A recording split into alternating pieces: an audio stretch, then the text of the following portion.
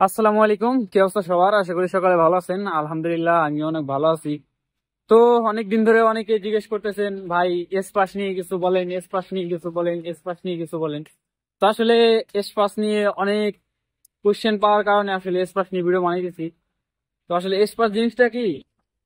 আমরা সিঙ্গাপুরে যে নর্মাল যে আপনার ওয়ার্ক পারমিট আছে, না আমাদের যে নর্মাল যে ওয়ার্ক পারমিট আছে, আমরা কাজের জন্য যে পারমিটটা আসি, যে ওয়ার্ক পারমিটটা, এই এসপাস জিনিসটা সেম সেম ওয়ার্ক পারমিট। আপনার ওয়ার্ক পারমিটের উপরে লেখা থাকে ওয়ার্ক পারমিট, আর এসপাসের উপরে লেখা থাকবে আপনার এসপাস। তফাৎ মনে করেন যে এটা হলো ফার্স্ট তফাৎ, মানে আপনার কার্ডের মধ্যে এই এ হলো তফাৎ। আপনার ওয়ার্ক পারমিট উপরে লেখা থাকে হলো ওয়ার্ক পারমিট, এসপাসের উপরে লেখা থাকে এসপাস, স্পেশাল পাসের উপরে লেখা থাকে স্পেশাল পাস। তো এসপাসে আসলে কিভাবে আসবেন বা সুবিধা কি, তো এই বিষয়ে কথা বলার জন্য আজকে আসলে মেইন ভিডিওটা। তো এসপাস জিনিসটা যারা একটু শিক্ষিত, তারপরে আপনার উপর লেভেলে কাজ করে, সিঙ্গাপুরে যারা একটু উপর লেভেলে কাজ করে, মানে বাহিরের দেশের লোক, মানে ফরেন যারা আর কি উপর লেভেলের একটু ভালো পজিশনে কাজ করে, তারা আর কি এসপাসে আসে। তারা নর্মাল ওয়ার্ক পারমিট আসে না। ওয়ার্ক পারমিট আসে হলো আপনার কনস্ট্রাকশন ওয়ার্কার, শিপইয়ার্ডের ওয়ার্কার, তারপরে এমনি নর্মাল যে ওয়ার্কার গুলো আছে আপনার যারা কনস্ট্রাকশন সাইডে কাজ করে, বিভিন্ন সাইডে কাজ করে, এরা আসে কনস্ট্রাকশন সাইডে। আপনি যখন মার্কেটে আসবেন, মার্কেটে আপনার মনে করেন যে একটা শপিং মল আসছেন, বা একটা রেস্টুরেন্টে, বা একটা শপে, বা একটা দোকানে, যে বা মনে করেন যে আপনি একজন মেকানিক হিসেবে আসলেন, ধরেন মনে করেন যে মোবাইল সার্ভিসিং এর একজন মেকানিক হিসেবে সিঙ্গাপুরে আসলেন একটা দোকানে। তো তখন আপনার এসপাস আসতে হবে, কারণ তখন আপনার ওয়ার্ক পারমিটে হবে না। কারণ ওয়ার্ক পারমিটে দোকানে, তারপরে শপিং মলে এগুলাই কাজ করা যায় না। কারণ এগুলা কাজ করতে গেলে এসপাস লাগে। আর এসপাস আগে আপনার লাগতো হলো ড্রাইভারদের এসপাস লাগতো আগে, এখন লাগে না। আগে আপনার সিঙ্গাপুরে গাড়ি চালাতে গেলে এসপাস লাগতো। তারপরে একটা নিয়ম হয়েছিল যে ক্লাস 4 যে বড় গাড়িগুলা, ওইগুলা চালাইতে গেলে এসপাস লাগতো, কিন্তু ছোট গাড়ি নর্মাল ওয়ার্কাররা চালাইতে পারতো। এখন মোটামুটি সব গাড়ি এসপাস ছাড়া নর্মাল ওয়ার্কাররা চালাইতে পারে। আর এখন বলি যে আসলে এসপাসে আসবেন কিভাবে, বা আসার জন্য আসলে কি কি যোগ্যতা লাগবে। এসপাসের একটা সিস্টেম আছে কি, আপনার সিঙ্গাপুরে সহজে কাউকে এসপাসে আনে না।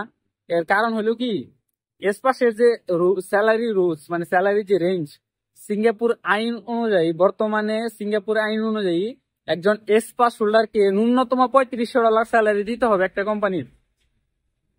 $3500, যেটা বাংলা টাকায় আপনার মনে করেন যে 3 লাখ টাকা প্লাস। তো এই $3500, আপনি তো $3500 ওয়ার্কার না। তো আপনাকে একটা কোম্পানি $3500 বেতন দিয়ে কি জন্য আনবে? এটা মানে একটা কোম্পানির সবচেয়ে মনে করেন যে এই জন্য সব মানুষকে আসলে স্পেশে আনে না। আপনার দেখা গেছে না আপনি শিক্ষাগত যোগ্যতা আছে, বাট আপনি কোনো কাজ জানেন না, কোনো কিছু না, আপনি $3500 কাজ করতে পারবেন না। সেক্ষেত্রে আপনাকে ওই মনে করেন যে সিঙ্গাপুর স্পেশে আনে না। হ্যাঁ, কিছু কিছু কোম্পানি আনে এগ্রিমেন্ট কইরা যে না, আপনার আইপিএল সিঙ্গাপুর যে আমরা মনে করেন যে আইপিএল সিঙ্গাপুর আইপিএল ভিসা হয় না। তো ওই আইপিএল ধরেন ভিসায়, তো সিঙ্গাপুরের ভিসার মধ্যে আপনার উল্লেখ থাকবে যে আপনার স্যালারি $3500, বাট আপনি সিঙ্গাপুরে আসার পর আপনার একটা এগ্রিমেন্ট করতে হবে। ওই এগ্রিমেন্টে লেখা থাকবে যে আপনি $3500 স্যালারি নিতেছেন না, বা আপনাকে $1000 বা $1200 বা আপনার $1500 স্যালারি দিতেছে, এই স্যালারিতে আপনি সন্তুষ্ট, বা এই স্যালারিতে আপনি এগ্রি আছেন। তো তখন মনে করেন যে এইভাবে কিছু কিছু কোম্পানি আপনাকে আনে স্পটে, যে না আপনার মনে করেন যে আইপি হইতেছে না, আইপি রিজেক্ট হইতেছে, তারপরে আপনার মনে করেন যে কম স্যালারি ধরছে দেখে আইপি অ্যাপ্লাই মানে অ্যাপ্রুভ হইতেছে না। তখন আর কি মনে করেন যে হাই স্যালারি দিয়ে আইপি অ্যাপ্রুভ করলে, আইপি অ্যাপ্লাই করলে আইপি হয়ে যায় আর কি। তো আইপি আসলে কি জন্য রিজেক্ট আসে, বা রিজেক্ট যে মানে রিজেক্টের সমাধান, এগুলো নিয়ে কথা বলবো ইনশাআল্লাহ অন্য কোনো এক ভিডিওতে। তো এই ভিডিওতে এসপাস নিয়ে কথা বলতেছি। এসপাসে মনে করেন যে এই হলো সিস্টেম। কারণ এসপাসে মনে করেন যে সবাই আসতে পারে না, চাইলে আসতে পারে না, বা আসলেও আপনার মনে করেন যে পরিচিত লোক লাগে। তারপরে সব কোম্পানি তো এসপাসে আনতে চায় না, কারণ ওই যে স্যালারি রেঞ্জ। আর একটা জিনিস আছে, কোম্পানি আনতে ভয় পায় কেন, আপনার মনে করেন যে আপনি যখন এসপাসে আসবেন, তো এসপাসে আসার পর আপনার কোম্পানি যদি স্ট্রং কোনো এগ্রিমেন্ট না করে আপনার সাথে, বা এগ্রিমেন্ট করলে ওটা কাজে আসে না, আপনি ধরেন 2 বছর স্পেশে থাকলেন, কোম্পানি আপনারে $1000 করে 2 মাসে, সরি 2 বছরে $2400 বেতন দিছে, মানে 24 মাসে 24,000 ডলার বেতন দিছে।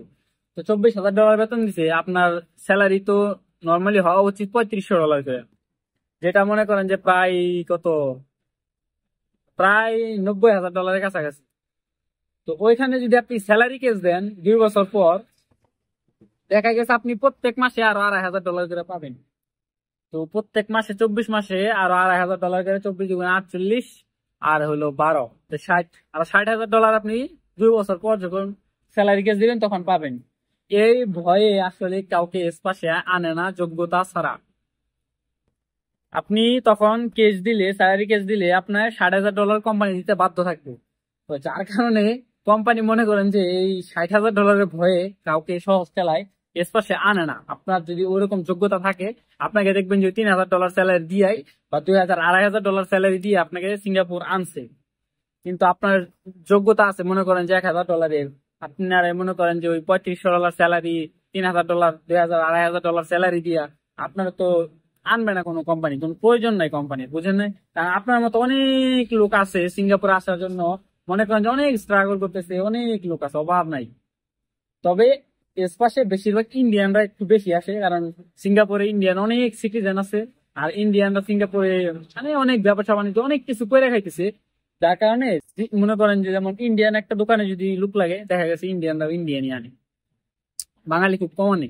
তো আজকের ভিডিও এই পর্যন্তই, ভালো থাকবেন সবাই। আরো কোনো কিছু যদি জানা থাকে অবশ্যই কমেন্ট করবেন, আমি চেষ্টা করবো উত্তর দেওয়ার।